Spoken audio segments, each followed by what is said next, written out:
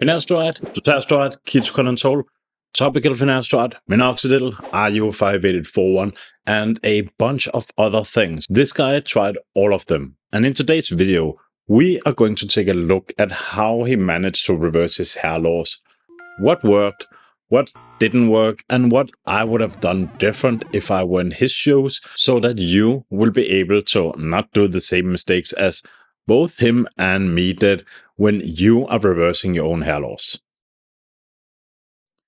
Let's start with the obvious. Don't ever let your hair loss get to this stage.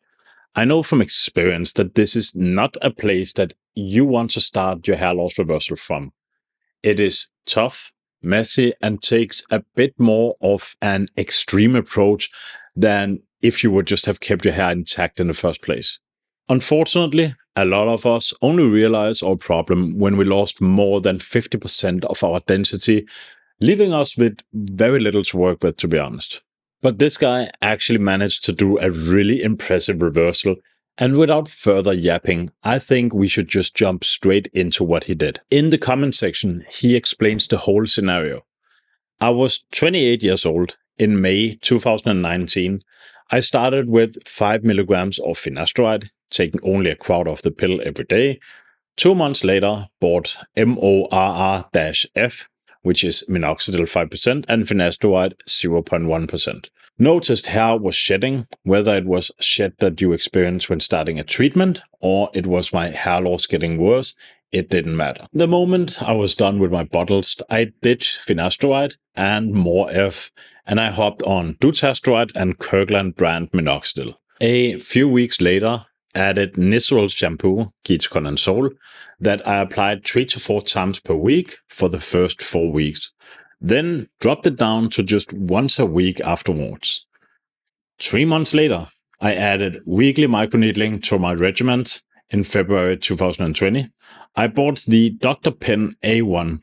I set the needle to 1.5 millimeters. Hair improved, but noticed a shed. Continued with the same regimen. 6 months later, I added RU58841, 1 milliliter, 5%, and Neutrogena tea gel to my regimen. I shampoo with tea gel whenever I shower, pretty much every day, of course, hope so, and when I'm not washing the scalp with nice oil. And yesterday, that is what my hair looked like. In both shots, I cut my hair down to a 1 guard and let it grow for a whole week. That was a lot of things happening in just 1 year. But as I said, best strategy is always to not let your hair reach a state where you have to desperately jump back and forth on, 10 different treatments and just, throw shit at the wall and see what sticks. If you have been watching my content for the last couple of years, you know that I've been doing the whole same dance, and it is not as easy as it might seem. The last post I could find from him stated that he is still doing RU58841, dutasteride, microneedling, and ketoconazole. But is this the right approach? In the beginning, starting out with not 1 milligram of finasteride, but 1.25 since he cut them in quarters, it's not a bad approach, and I would always suggest these kind of 5-AR inhibitors as the first line of defense, since it is a really easy treatment and it has a massive effect. And finasteride has been proven to be less persistent in the side effects in several studies than its big brother dutasteride. So starting out with finasteride is always a safer option than dutasteride if you should be prone to side effects that you want to stop ASAP. Now, that being said, personally, I regret that I didn't switch to dutasteride several years ago. If you want to know exactly how much better dutasteride is than finasteride at reversing hair loss, I have a great video for that up here. He then continues to add finasteride and minoxidil in a topical solution when he already had a high dosage of finasteride in his bloodstream, and this is probably the most useless change he made in all of this. If you want to start out slow, topical finasteride is a really safe bet.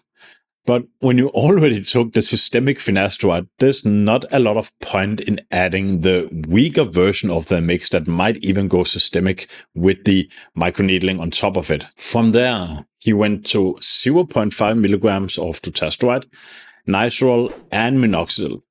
Honestly, nothing to comment on here. Great way of doing things. I do those myself also.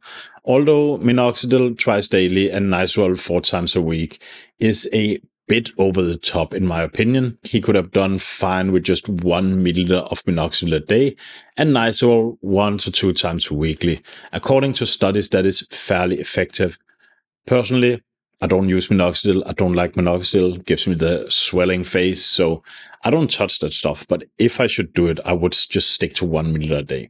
Again, just because something worked doesn't mean that a lot more is going to be a lot better. He proceeded to add weekly microneedling with a Dr. Pen A1 at 1.5 millimeters.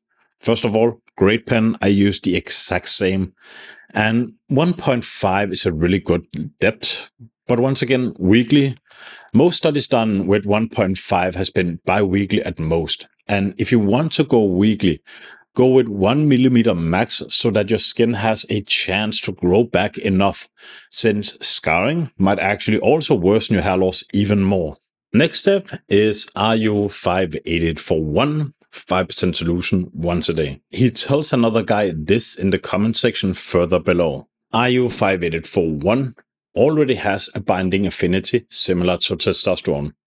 And so, use dutasteride to have a 95% reduction rate on systemic 5-alpha dihydrotestosterone, DHT, thus lowering any or all chance for DHT to impact your hair follicles. Additionally, RU58841 to reduce the chance for testosterone to impact your hair follicles. Note, RU58841 is still somewhat effective if you don't take finasteride and or dutasteride. Just that, remember, it has a lower binding affinity to the androgen receptor compared to DHT. You will need more RU58841 if you don't take dutasteride. But again, I'm not a clinician, so I can't recommend anything. Now just hold up here for a second. There's some small flaws here in his logic. First of all, it's not called 5-alpha reductase dihydrotestosterone. 5-alpha reductase is the enzyme that converts testosterone into the dihydrotestosterone. And there's some minimal flaws in his logic, but he is right in this. He does know how RU58841 works, and yet he waited this long to introduce the drug with no systemic effect, no side effects except more hair on your head, knowing that it will actually have an effect, as he said, even if you don't take dutasteride or finasteride. I would have done it the other way around, gone with RU58841 way before dutasteride. But at the end of the day, I'm also using RU58841 and dutasteride today at the same dosages. I use a bit higher RU58841 dosage, but that's my preference. So I do still agree with the RU58841. And before anyone asks in the comment section, if you want to know where to get RU58841, there's a link in my description for it. You also get 10% off your order when you use the code Blueprint at Anagen Inc. at the checkout. Honestly, you can use most companies out there. Be careful if the deal seems a bit too good to be true, because I have heard of some shady sites selling some bad batches. Personally, I prefer Anagen Inc. and I've been using them for more than 5 years now, and I'm happy with the results so far. But any place with a lab test will do. Just make sure that they actually provide a lab test so that you know what it is you're actually buying. The last item he's using is the T-gel.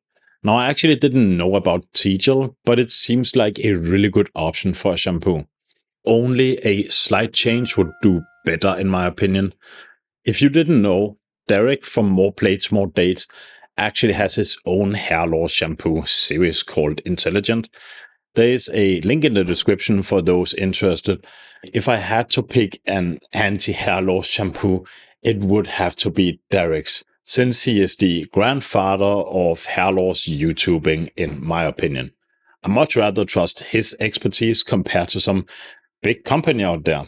Again, personal preference, there's nothing else behind this. It's just, I like Derek's products, that's all.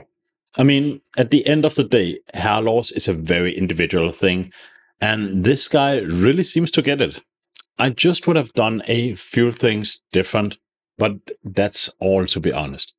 But you can definitely learn from his approach. And if you want to know more about Derek and his hair loss history, I have a great video on that subject right here.